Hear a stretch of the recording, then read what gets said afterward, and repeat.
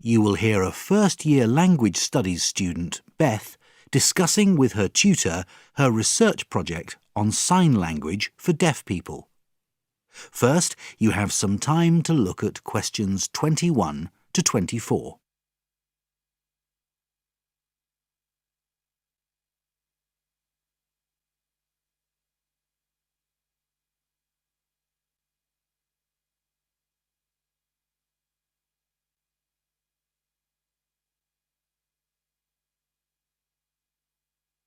Now listen carefully and answer the questions 21 to 24.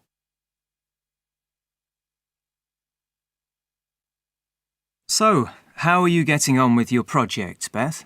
Well, I've decided I want to look at communication used by people with hearing difficulties, in particular sign language. Right. Which I'm defining as language using the hands and other parts of the body to convey meaning, without using speech or other sounds.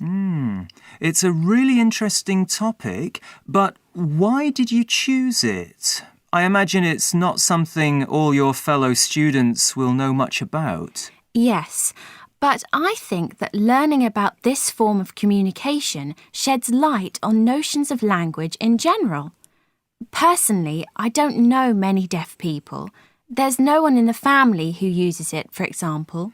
It would definitely be a skill you can put on your CV when you're looking for a job after graduation.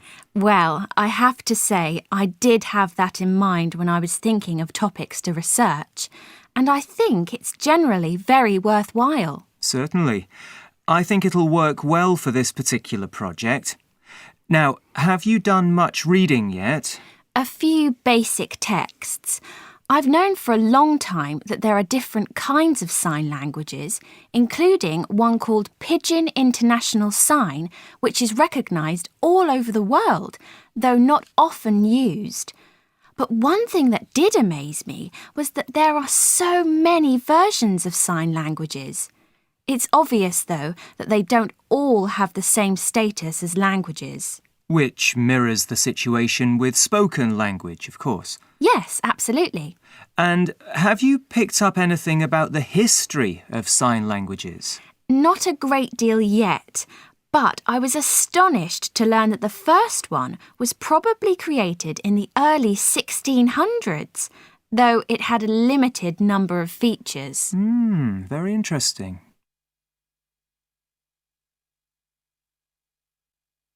Before you hear the rest of the talk, you have some time to look at questions 25 to 30.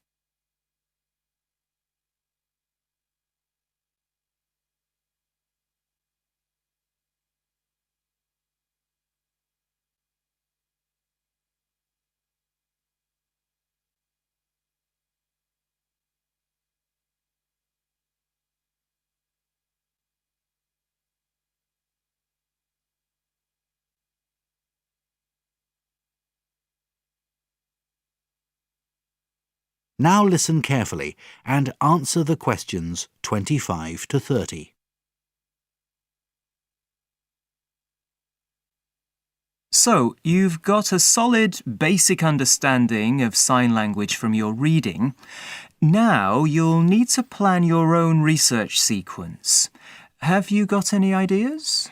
Well, my overall plan is to get data from a variety of different people involved in using sign language. But I'd like to start by actually trying to learn some signing myself. That's a good starting point, yeah. Yes, I don't think I need to assess how well I do this. I just think it'll give me a clearer idea of what's involved. Yes, but nonetheless, I think you might find it useful to gather some data on your experience. What do you advise? Videoing my efforts? I was thinking more of writing a diary. It's more straightforward. Oh, OK, yeah. For the whole period I'm learning? Yes, that kind of data gathering is never wasted. You never know when you'll be able to use it. Right. And then I'll need to look at some academic articles with summaries of previous investigations on learning sign language. Have you got any in mind? I could give you some pointers. That'd be a real help, thanks. Basically, I want to get ideas for how to design my questionnaire. I'm not sure where to start. Well, start by creating a draft, jotting down the key items. And should I try the questions out beforehand on people with hearing impairments? For small-scale research like this, you're probably better just getting some of your classmates to try it out and give you feedback. That's great. Then at some point I know I need to fill in an ethics form to make sure I'm following university policies on this. You should submit that after your trial, when you'll have many of your ideas firmed up. Right. And then I'll do the main research, gathering data and analysing it. Yes.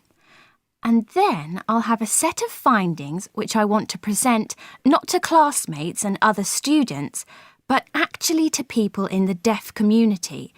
And I'd like to try to use some of the signs I'll have learnt.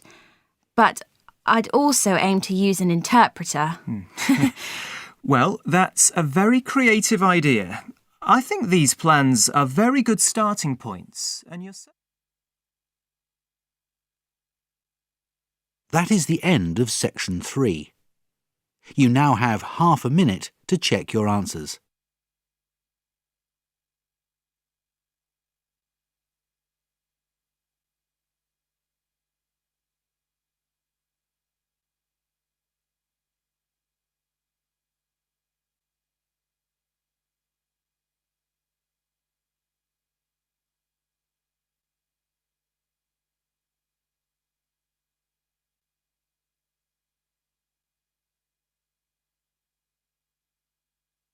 Now turn to section 4.